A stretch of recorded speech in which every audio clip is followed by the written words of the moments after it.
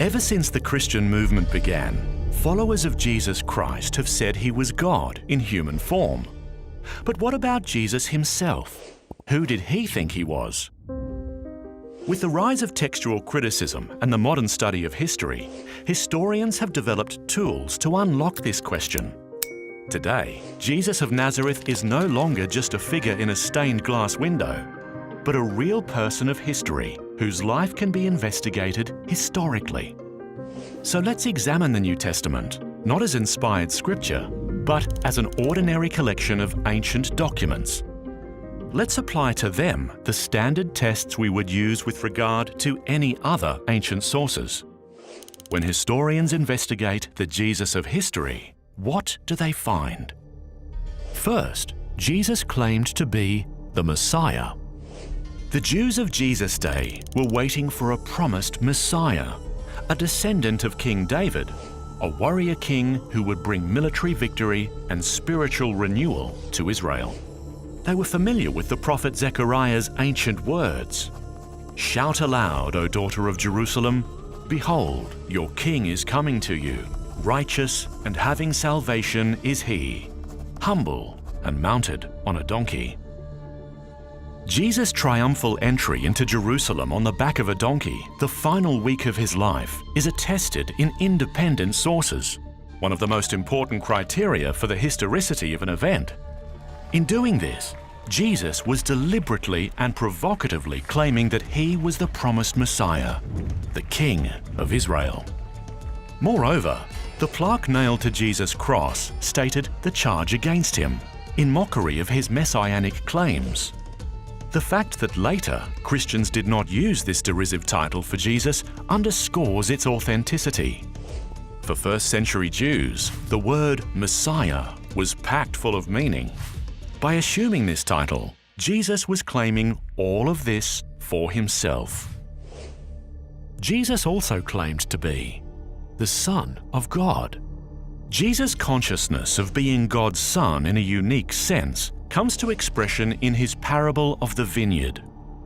This parable matches Jesus' teaching style and employs Jewish motifs typical of his day, such as Israel as a vineyard, God as a father, the religious leaders of that time as tenants, and God's prophets as servants sent to the tenants. Once there was a man who planted a vineyard. Before leaving the country, he leased it to tenants. At harvest time, he sent a servant to collect his share of the fruit of the vineyard, but the tenants beat him and sent him away empty-handed. So, the owner sent more servants, but these too were beaten or killed.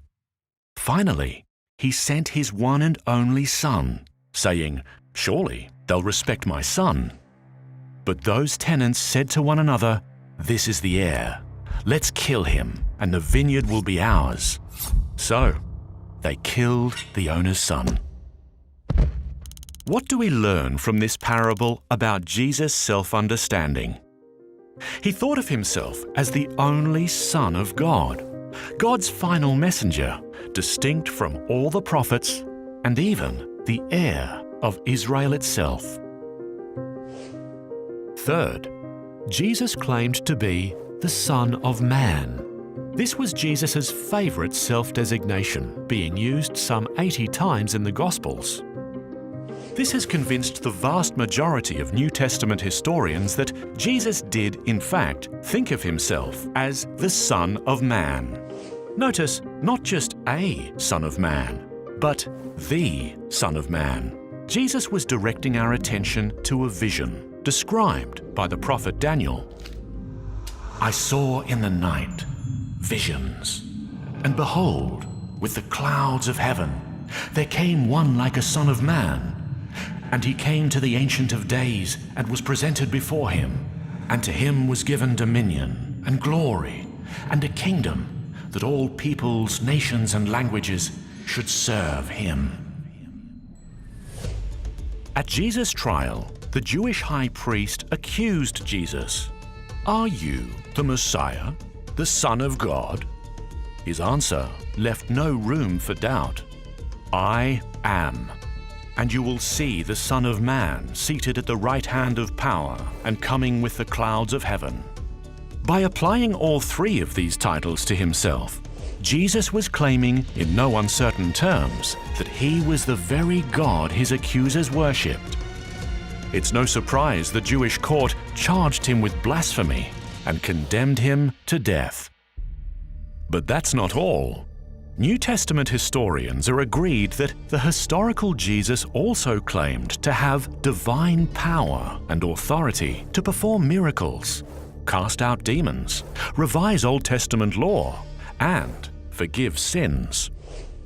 He even went so far as to claim that everyone's eternal destiny is determined solely by whether we believe in him. Jesus' self-understanding cannot be reduced to that of a Jewish teacher or a charismatic leader. No. In fact, by putting himself in God's place, Jesus was making a far greater claim about himself than anyone else ever has, before or since. So the question Jesus asked his disciples confronts each of us as well. Who do you say that I am?